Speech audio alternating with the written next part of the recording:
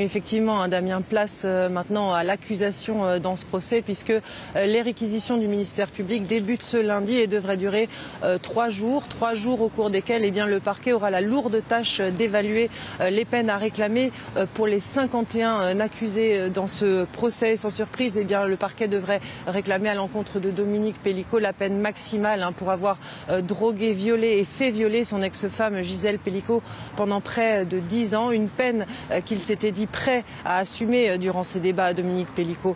Sans surprise également, la même peine devrait être réclamée à l'encontre de Jean-Pierre M, alias Rasmus. Rasmus qui a été présenté dans ce procès comme le principal disciple de Dominique Pellicot, lui-même accusé d'avoir drogué et violé et fait violer par Dominique Pellicot sa femme.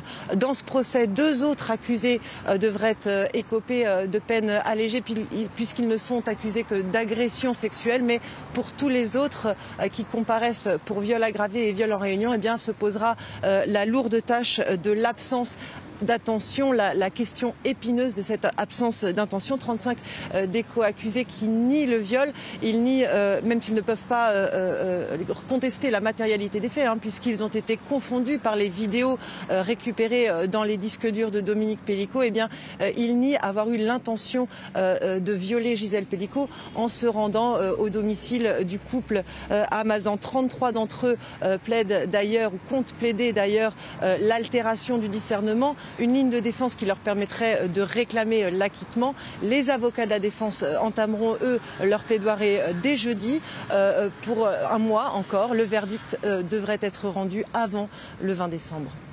Marie Schuster, depuis ce palais de justice